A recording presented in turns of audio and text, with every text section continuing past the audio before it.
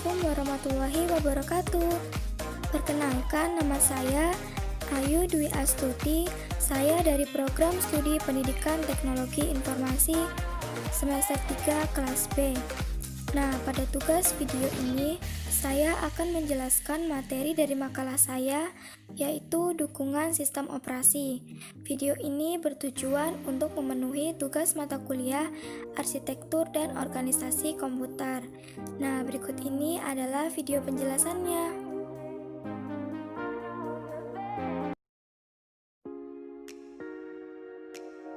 Nah, pada video ini saya akan menjelaskan tentang dukungan sistem operasi. Nah, untuk lebih jelasnya, mari kita simak video penjelasan berikut ini. Nah, yang pertama saya akan menjelaskan tentang pengertian dukungan sistem operasi. Pengertian OS atau operasi sistem secara umum adalah suatu perangkat yang mengelola seluruh sumber daya yang terdapat pada sistem komputer dan menyediakan sekumpulan layanan ke pengguna sehingga memberikan kemudahan dan kenyamanan pengguna serta pemanfaatan sumber daya sistem komputer. OS dapat diibaratkan dengan sistem pemerintahan dalam suatu negara yang berfungsi mengkondisikan komputer agar dapat menjalankan program secara benar. Untuk menghindari konflik yang terjadi pada saat pengguna menggunakan sumber daya, OS mengatur pengguna mana yang dapat mengakses suatu sumber daya. Oleh karena itu, OS juga sering disebut sebagai sumber pembagi. Satu lagi fungsi penting OS adalah sebagai program pengendali yang bertujuan untuk menghindari kekeliruan dan penggunaan komputer yang tidak perlu.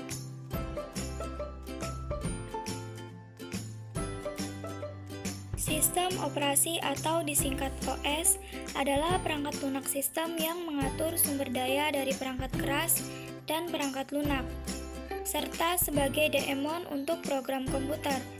OS juga bekerja untuk menjalankan perangkat lunak seperti aplikasi atau program yang terinstal di dalamnya. Melalui sistem operasi, sebuah komputer bisa dijalankan oleh manusia. Sistem operasi menjadi penghubung antara software, hardware, dan brainware.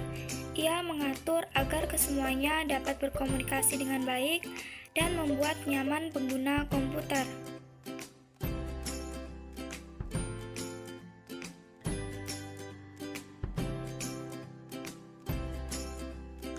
Kemudian yang selanjutnya yaitu tujuan dan fungsi sistem operasi.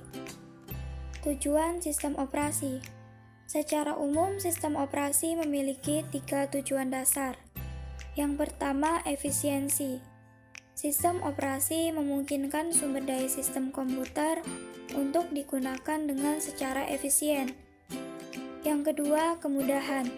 Sistem operasi membuat komputer lebih mudah untuk dipakai. Yang ketiga, kemampuan berevolusi, di mana sistem operasi harus disusun sedemikian rupa sehingga memungkinkan pengembangan yang efektif, pengujian, dan penerapan fungsi-fungsi sistem yang baru tanpa mengganggu layanan yang telah ada.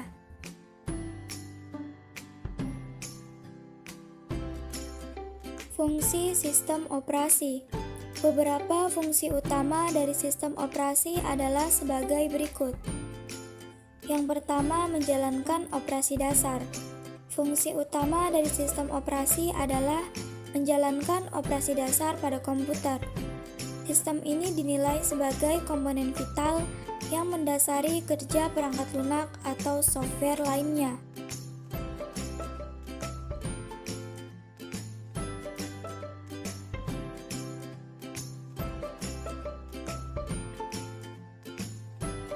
Kemudian yang kedua, mengatur kerja hardware dan software.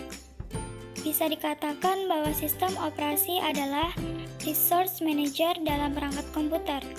Maksudnya, sistem operasi berfungsi mengontrol fungsi perangkat keras seperti memori, CPU, hard disk, dan perangkat keras lainnya, dan juga mengatur fungsi program software agar terhubung dengan perangkat keras tersebut.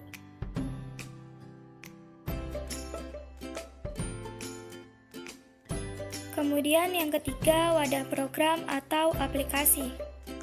Aplikasi-aplikasi yang ada di komputer memang tersimpan dalam perangkat penyimpanan. Akan tetapi sebenarnya aplikasi atau program tersebut berada dalam wadah yang merupakan sistem operasi itu sendiri. Aplikasi tersebut melekat pada sistem operasi dan tidak bisa berfungsi tanpa adanya sistem operasi tersebut. Kemudian yang keempat, menyajikan tampilan. Tampilan yang kita lihat di layar komputer maupun gadget adalah hasil dari pengoperasian sistem operasi. Dengan kata lain, sistem operasi memudahkan aplikasi berjalan sekaligus menampilkannya pada monitor layar komputer atau menerjemahkan bahasa pemrograman yang berasal dari CPU, kemudian menampilkannya dalam bentuk teks, grafis, dan tampilan lainnya yang mudah dimengerti. Kemudian yang kelima, mengkoordinasi kerja perangkat komputer. Selain mengatur perangkat keras dan perangkat lunak agar terhubung satu sama lain, sistem operasi juga berfungsi mengkoordinasikan segala hal di dalam komputer, terutama menyusun program yang sifatnya kompleks menjadi lebih sederhana dan berurutan. Sistem operasi memudahkan suatu aplikasi agar dapat bekerja dengan lebih efisien.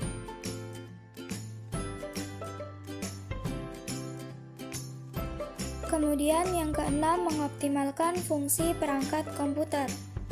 Fungsi lain dari sistem operasi adalah mengoptimalkan penggunaan perangkat keras maupun perangkat lunak. Misalnya dalam hal mengatur waktu berfungsinya CPU, pemanggilan data yang tersimpan dalam memori hard disk, ataupun mengatur waktu yang digunakan untuk koneksi dalam terminal.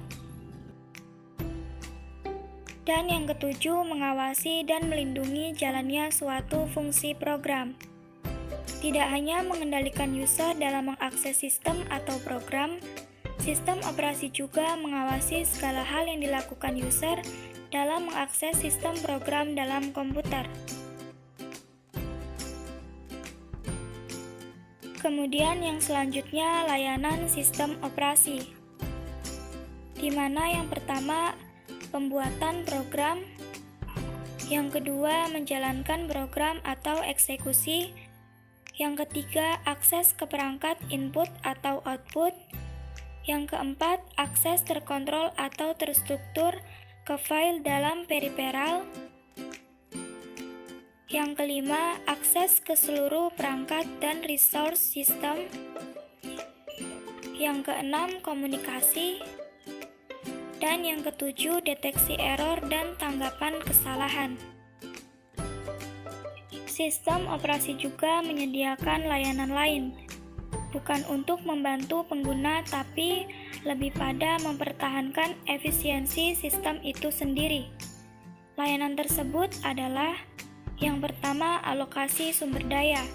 Ketika beberapa pengguna menggunakan sistem atau beberapa program dijalankan secara bersamaan, sumber daya harus dialokasikan bagi masing-masing pengguna program tersebut. Kemudian yang kedua, accounting. Accounting dalam istilah Indonesia lebih dikenal dengan akuntansi atau catatan.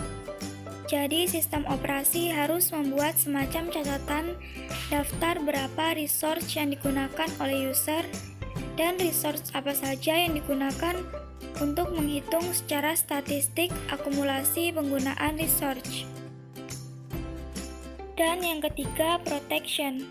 Layanan sistem protection atau pengamanan ini sangat penting, harus dilakukan oleh sebuah sistem karena hal ini untuk menjamin apakah semua akses ke resource telah terkontrol dengan baik atau tidak.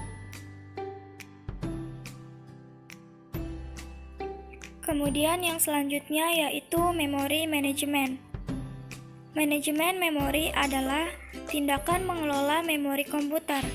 Kebutuhan utama manajemen memori adalah untuk menyediakan cara untuk secara dinamis mengalokasikan bagian-bagian dari memori untuk program atas permintaan mereka.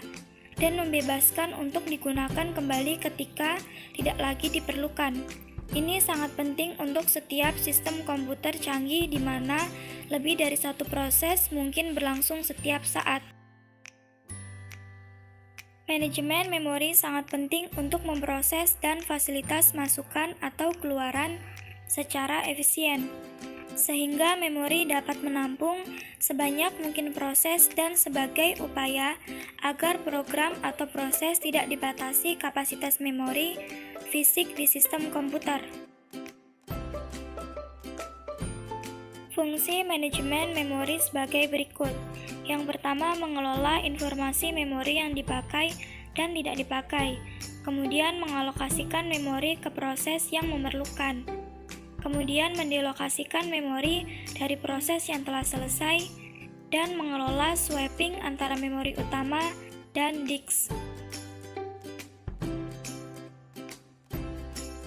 Selanjutnya, jenis-jenis sistem operasi. Jenis-jenis sistem operasi secara umum terdapat 4 jenis sistem operasi, yaitu yang pertama, sistem batch sederhana.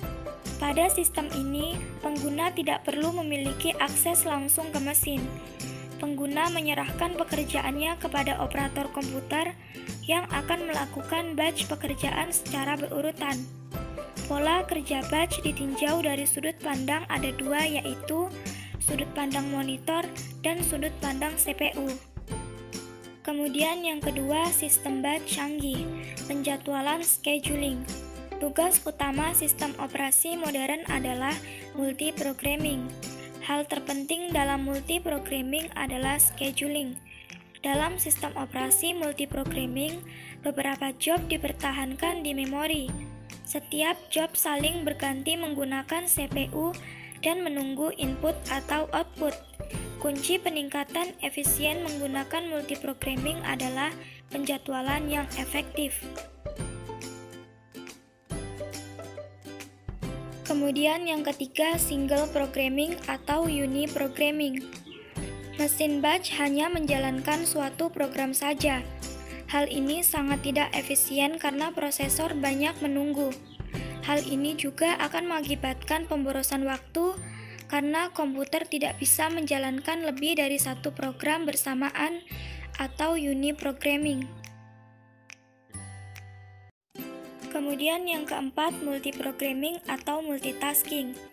Dimaksudkan untuk menjaga prosesor selalu berada dalam keadaan sibuk dengan mengharuskan prosesor menjalankan lebih dari satu program pada satu saat, seolah-olah bersamaan, dengan cara membuat beberapa program ke dalam memori dan proses beralih dengan cepat dari suatu program ke program yang lainnya.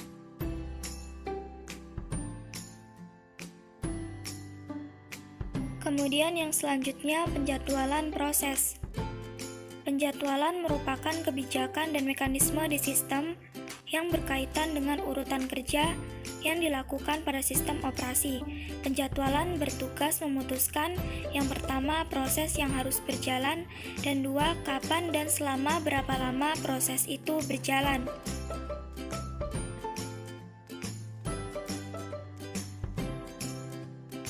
Penjadwalan ini dilakukan oleh sistem operasi untuk mendukung kelancaran kebutuhan kinerja baik oleh sistem maupun user.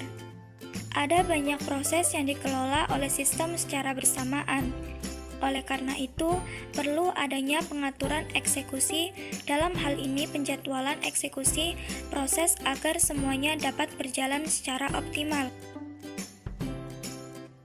Berikut ini adalah beberapa kriteria yang banyak digunakan untuk menentukan penjadwalan tersebut. Yang pertama, adil atau fairness. Yang kedua, efisiensi. Yang ketiga, waktu tanggap atau response time. Yang keempat, turnaround time. Dan yang kelima, throughput. Terdapat 3 tipe penjadwalan berada secara bersama-sama pada sistem operasi yang kompleks, yaitu yang pertama, penjadwalan jangka pendek atau short-term scheduler. Penjadwalan jangka pendek bertugas menjadwalkan alokasi per proses di antara proses-proses ready yang berada di memori utama. Yang kedua, penjadwal jangka menengah atau medium term scheduler. Setelah eksekusi selama suatu waktu, proses mungkin ditunda karena permintaan layanan masukan atau keluaran atau memanggil suatu sistem call. Dan yang ketiga, penjadwalan jangka panjang atau long-term scheduler. Penjadwalan jangka panjang bekerja terhadap antrian batch dan memilih batch berikutnya yang harus dieksekusi sistem.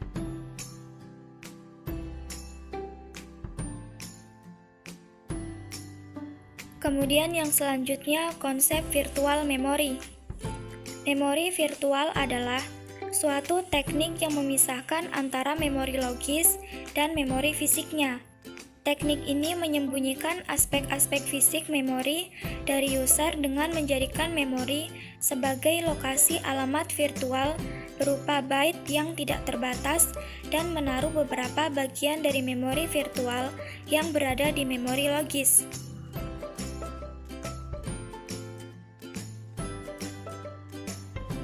Virtual memory digunakan dengan membuat suatu file khusus yang disebut swap file.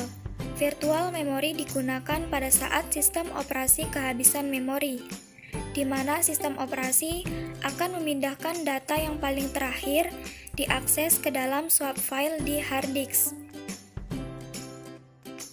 Konsep memori virtual pertama kali dikemukakan Vought Heringham pada tahun 1961 pada sistem komputer Atlas di Universitas Manchester, Inggris. Memori virtual dapat dilakukan melalui dua cara, yaitu yang pertama permintaan pemberian halaman atau demand pagging. Yang kedua permintaan segmentasi atau demand segmentation. Selanjutnya, sistem operasi sebagai manajemen sumber daya. Sumber daya adalah istilah umum yang dapat merujuk pada setiap komponen dari sistem yang sanggup melakukan pekerjaan. Contohnya, prosesor adalah sumber daya. Begitu juga RAM dan disk. Sound card dan network card juga sumber daya, walaupun tidak semua hardware adalah sumber daya. Untuk pengaturan sumber daya yang lebih baik, sistem operasi dapat membagi sumber daya menjadi sub-sumber daya yang sejenis. Misalnya, disk adalah sumber daya, tetapi melalui file system, sistem operasi dapat membagi disk menjadi file yang mana juga sumber daya.